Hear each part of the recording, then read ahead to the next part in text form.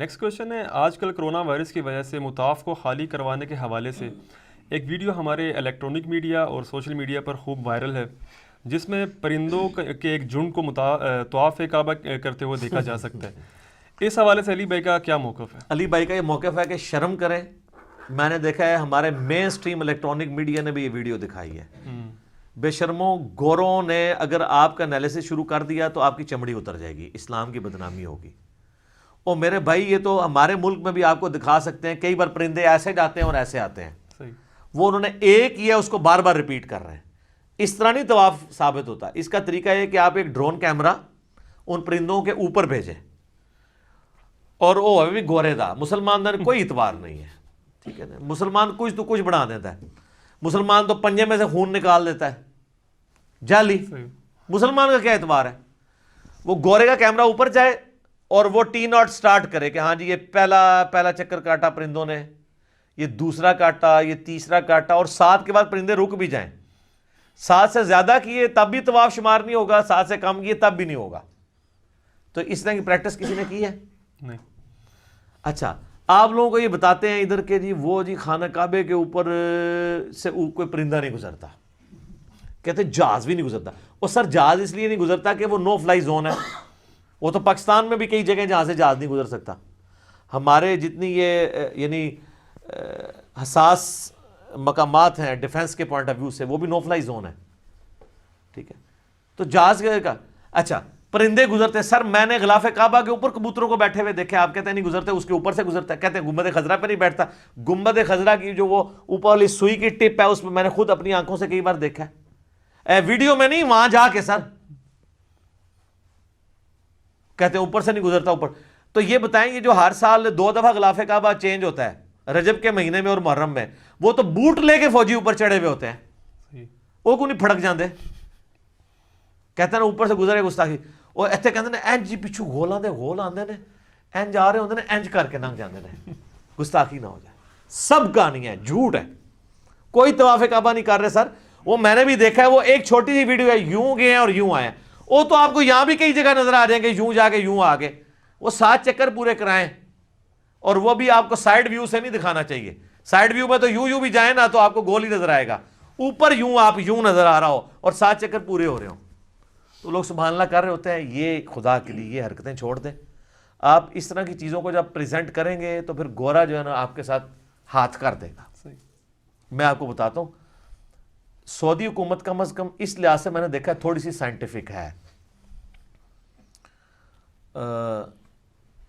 YouTube کے اوپر ایک ویڈیو رکھی ہے کچھ سال پہلے، یہ جو پائپ لائنز آ رہی تھی نا زمزم کے واٹر کی، وہ جگہ جگہ سے ڈیمیج تھی، تو اس میں سیوریج کا پانی مل گیا تھا۔ تو انہوں نے باقاعدہ سائنٹسٹ کو بلا کے اس پانی کے نمونے لیے، تو کنٹیمنیٹڈ واٹر تھا وہ، ٹھیک ہے۔ تو پھر سعودی حکومت نے اس کو ریپیئر کروایا۔ ان کا جی یہ زمزم پی کے تو لوگ بیمار ہوں گے۔ اب مجھے بتائیں یہاں کسی مسلمان کو بتایا جائے، یہاں تو مسلمان کا یہ عقیدہ ہے کہ ایک زمزم کا قطرہ عام پانی میں ڈال دو نا تو وہ زمزم بن جاتا ہے۔ تو وہ یہ مانے گا کہ گٹر کا ایک قطرہ زمزم میں شامل ہو جائے تو وہ زمزم کو کنٹیمنیٹڈ اور بیماریوں والا کر دے گا؟ نہیں مانیں گے، وہ کہیں گے تو خود پاک ہو جائے گا۔ ہاں سر، دنیا کو اللہ نے فزیکل فینامنا کے ساتھ جوڑا ہے، اور اس سے بڑھ کے وہ کہیں گے یہ کس طرح ہو سکتا ہے کہ ایک جو گندا پانی اس کی بجال کے زمزم میں شامل ہو جائے۔ یہاں اگر کسی کو کہا جائے نا کہ زمزم کے ساتھ کسی نے استنجا کیا ہے،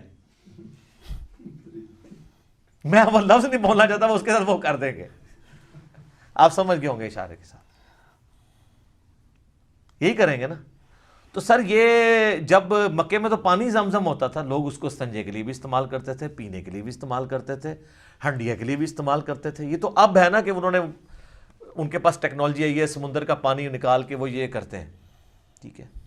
تو اس میں کوئی زمزم کی بے رحمتی نہیں ہو جانی ہے، یہ اللہ تعالیٰ کی طرف سے ایک نعمت ہے۔ پانی یعنی پانی جو ہے وہ ہے اس لیے ہے کہ وہ استعمال کیا جائے انسانیت کی فلاح کے لیے، اس لیے تو نہیں ہے کہ آپ انسانیت کو مصیبت میں ڈال دیں اس کی وجہ سے۔ باقی اس کے فضائل و برکات اپنی جگہ ہے، وہ ہم انکاری نہیں ہے، لیکن یہ یاد رکھیے گا سائنٹیفک چیزوں کو بھی اڈاپٹ کرنے کی ضرورت ہے۔ یہ وقتاً فوقتاً سعودی حکومت بہت اچھا کام کرتی ہے کہ وہ پانی کو چیک کرواتی ہے، کنٹیمنیٹڈ واٹر نہ ہو، الٹا یہ نہ ہو کہ زمزم آپ صحت کے لیے پی رہے ہوں اور وہ بیماریاں اس میں جا رہی ہوں۔ یہاں تو آپ کو کہانی کرائی ہے جی خالد بن ولید نے بسم اللہ پڑھ کے زہر کھا لیا, کچھ نہیں ہوا. ٹھیک ہے, کہانی ہے, جھوٹ ہے. بخاری میں موجود ہے حضور علیہ السلام کی جب یہودیوں نے دعوت کی ہے تو صحابہ کرام نے ساتھ بیٹھ کے وہ زہر والا کھانا کھایا, حضور کی بھی زبان پہ تھا تو وہ نوالا بول پڑا, تو آپ علیہ السلام کو تو خیر اس وقت بچت ہوگی, کئی صحابہ شہید ہو گئے اس کے اندر, انہوں نے بغیر بسم اللہ کے پڑھ کے کھایا تھا. اور جناب امام بخاری نے باب باندھا ہے کہ کوئی شخص زہر والا کھانا نہیں کھا سکتا, اور نیچے وہ حدیث لے کے آئے ہیں کہ نبی علیہ السلام نے فرمایا کہ جس شخص نے زہر کا کھانا کھا کے خودکشی کی, یا پیٹ میں چھرا مار کے خودکشی کی, یا اپنی رگ کاٹ کے خودکشی کی, تو قیامت والے دن دوزخ میں اس پہ وہی عذاب مسلط کیا جائے گا. امام بخاری نے اس سے یہ رزلٹ نکالا ہے کہ زہر نہیں کھایا جا سکتا. سر یہ بسم اللہ پڑھ کے وہ پچھلے دنوں ایک بھائی کی بھی بات کر رہے ہیں جی, اس نے وہ مناظرہ جیت لیا عیسائیوں سے جی, وہ زہر اس نے کھا لیا, بعد میں لیبارٹری میں تسی منہ دسا شعیب بھائی, میں کہ یار شعیب بھائی تواڈے ورگا پڑھا لکھا بندہ یہ گلاں کر رہا ہے. نہیں شیئر کر رہا تھا میں ایک بار, ٹھیک ہے, میں نے جسٹ شیئر کی تھی کہ اس شیئر کا کیا واقعہ تھا, ہوا. تو میں نے اس وقت کہا یہ کہانی ہے میرے بھائی, لے آؤ کوئی اولیاء اللہ, بسم اللہ پڑھ کے زہر نہیں کھوانا انہوں, نہ نہ نصرہ, اس کو ہم نے کہنا ہے کہ اپنی مبارک انگلیاں ساکٹ شریف میں داخل کرے اور ننگے فرش پہ کھڑا ہو, میں تکنا تواڈے تے کیڑی بسم اللہ اثر کرتی ہے. ناگہانی آفتیں ٹلتی ہیں, جو آپ خود اپنے اوپر آفت طاری کرتے ہیں نا وہ وظائف سے نہیں ٹلتی ہے. ایک بندہ جی جو 6-7 اجوا کھجوریں کھائے اور جا کے کوبرے کے منہ میں ہاتھ دے دے, نہیں بچے گا. اس طرح نہیں ہوتا, یہ سب چیزیں ناگہانی آفات ہیں. جب اپنے اوپر آپ طاری کریں گے یا اللہ نے آپ کی تقدیر میں لکھی ہیں, وہ بھی نہیں ٹلنی. سر نبی علیہ السلام تو غزوہ احد میں اتنی دعائیں پڑھ کے اور زرہ پہن کے نکلے تھے, تب بھی 4 دانت شہید ہو گئے تھے, بغیر دعاؤں کے نکلے تھے. وہ جو آزمائش آنی ہے وہ تو آ جانی ہے. وَلَنَبْلُوَنَّكُمْ بِشَيْءٍ مِّنَ الْخَوْفِ وَالْجُوعِ وَنَقْصٍ مِّنَ الْأَمْوَالِ وَالْأَنفُسِ وَالثَّمَرَاتِ. اور یہ کہہ رہے ہیں طواف کعبہ رکا ہے تو وہ جناب پرندوں نے شروع کر دیا ہے. میں آپ سے پوچھتا ہوں یہ طواف کعبہ کو پہلی بار رکا ہے؟ صحیح مسلم اٹھا کے دیکھیں, یزید کے دور میں بھی طواف کعبہ رک گیا تھا, کیونکہ عبداللہ ابن زبیر کا حجاز پہ خلافت تھی اور شام میں یزید بیٹھا تھا, اس نے چڑھائی کی, بلکہ منجنیق سے پتھر گرائے, خانہ کعبے کا غلاف بھی جل گیا. ٹھیک ہے, تو دنیا بقدر ایفٹ ہے. وہ ابرا کا لشکر ایک ہی دفعہ تباہ ہوا ہے. بخاری مسلم میں حدیث ہے قرب قیامت میں ایک پتلی ٹانگوں والا حبشی کعبے کی اینٹ سے اینٹ بجا دے گا. اور یہ کچھ سال پہلے کرین بھی تو کعبے میں گری تھی. یہ دنیا بقدر ایفٹ ہے, اس میں اللہ کو نہیں آپ ڈالیں گے. ویسے وہ کرین گرنے سے جو ہے نا وہ غیر اللہ کے ماننے والے بڑے خوش ہوئے تھے, کیونکہ ان دنوں ان کے مزارات کے اوپر بم پھٹ رہے تھے. وہ کہتے ہیں شکر ہوتے بھی کچھ ایڈ کی ہے, کیونکہ لوگ ان کو کہتے تھے یار ولی کو نہیں کہتے, ان کہتے ہیں اللہ نے بھی تو نہیں کی تھی. سر اللہ کے بارے میں ہمارا کبھی دعویٰ ہی نہیں ہے کہ اللہ تعالیٰ نے کعبے کی حفاظت کرنی ہے, ورنہ تو یزید کے دور میں ہوا ہے. صحیح مسلم میں آتا ہے. اس کے بعد پھر عبد الملک بن مروان کے دور میں جب عبداللہ بن زبیر کو شہید کیا حجاج ابن یوسف نے, اس نے بھی خانہ کعبہ کے اوپر چڑھائی کی تھی, اس میں بھی ڈیمیج ہوا تھا, طواف کعبہ رک گیا تھا. یہ مسلم شریف ہے, مولانا شریف نہیں, کہانی شریف نہیں. تو اللہ تعالیٰ نے تو آپ کے ذمہ لگائی ہوئی یہ بات. اللہ تعالیٰ نے ابراہیم کے لیے ایک ہی دفعہ آگ ٹھنڈی کی ہے. رومن امپائر کی جنگوں میں, بیٹل فیلڈز میں صحابہ کو تیل کے کڑاؤں میں جلایا گیا ہے, وہ تو جل گئے. جو اللہ کا شیر ہے حمزہ ابن عبد المطلب, اس کی تو لاش کا مسئلہ ہوا ہے. یہ آپ نے وہ جی کفن میلا نہیں ہوتا کہانی بنائی ہوئی ہے. تو یہ کہانیاں چھوڑ دیں, اس طرح کی کہانیوں کے اندر کچھ نہیں ہے. اللہ تعالیٰ نے یہ چیزیں ساری غیب کے پردے میں رکھی ہوئی ہیں, اس طرح نہیں سامنے لے کے آنا. آپ کو تو کہتے ہیں کعبے شریف کے اوپر سے کوئی چڑیا نہیں گزرتی. غلاف کعبہ پہ میں نے بیٹھیں کئی بار دیکھی ہیں, اور کئی پاکستانیوں نے وہ چھوٹی کینچیاں رکھی ہوئی ہیں, وہ اس کو ٹک مار کے بھی چلے جاتے ہیں, وہ برکت کے لیے لے آتے ہیں. تو ان کی کینچی کیوں نہیں کھنڈی ہو جاتی, وہ ٹک مار رہے ہوتے ہیں. گنبد شریف کے اوپر بیٹھے ہوتے ہیں, وہ کہتے ہیں گنبد کا سایہ زمین پہ نہیں پڑتا. اور سر زمین تے کتوں پوے, وہ دوسری منزل ہوتے ہیں. اور پوڑیاں چڑھ کے اوپر جاؤ, اوپر جو دوسری منزل ہے اس کی زمین پہ پڑا ہوا ہوتا ہے سایہ. کہتے ہیں سایہ ہی کوئی نہیں ہے. یار مجھے بتائیں, اگر گورے کو آپ نے یہ باتیں پیش کی اور اس بنیاد پہ مسلمان کرنے کی کوشش کی تو وہ بعد میں کتنا مایوس ہوگا. اسلام تو کوئی اس طرح کی کہانی نہیں کرواتا. نبی علیہ السلام نے کبھی کوئی اس طرح کی باتیں نہیں کی ہیں کہ امت کو اس طرف لگا دیا جائے کہ وہ یہ کرنا شروع کر دے. ہمارا تو کہیں پہ کلیم نہیں ہے کہ یہ اس طریقے سے ہوتا ہے. معجزات کو, کرامات کو ہم مانتے ہیں, لیکن وہ بالکل ایک ڈیفرنٹ چیز ہے. وہ مسئلہ نمبر 131 ABCD میرے 4 لیکچرز دیکھ لیں تو آپ کو پتہ چلے گا.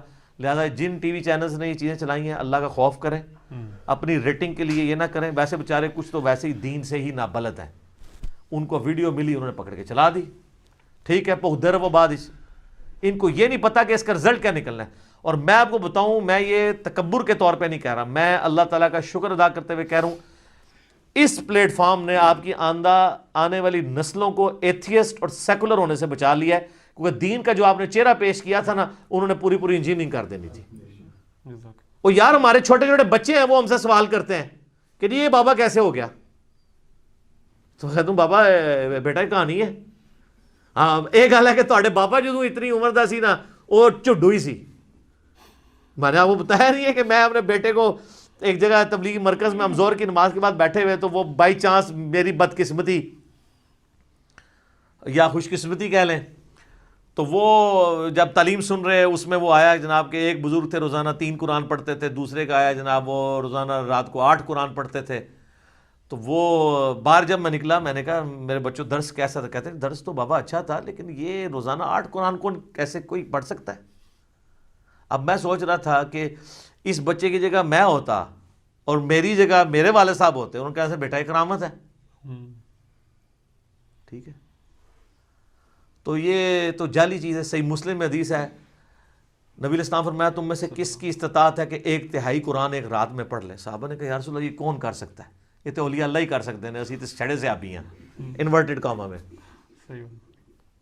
تو آپ فرمایا سورہ اخلاص پڑھ لو, 1/3 قرآن کے برابر ہے.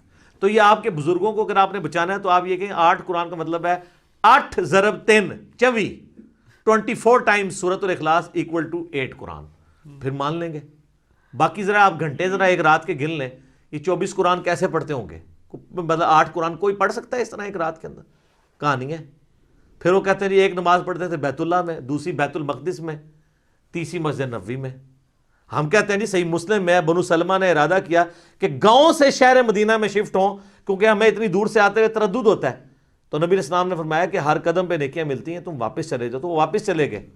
انہوں نے تو نہیں کہا کہ یا رسول اللہ ٹھیک ہے پھر ہم اڑ کے آ جایا کریں گے بجائے گھر شفٹ کرنے کے. تو تسی کہتے بزرگ اڑ لیندے نے, سب کہانی ہے. تو اس کے اوپر اگر میں آپ لوگوں کو معصومانہ انداز میں صرف اتنا ہی عرض کروں کہ مرنے سے پہلے اے مسلمان کر لے اس پہ غور, کتابوں کا خدا اور ہے, بابوں کا خدا اور. یہ بابے جس خدا کا تعارف کروا کے گئے ہیں وہ نہیں ہے جو کتابوں کے ذریعے ہوا ہے. ان بابوں کو مانو جو کتابوں کو مانتے ہیں, کتابوں میں تعارف ہے. ٹھیک ہوگا جی, جزاک اللہ.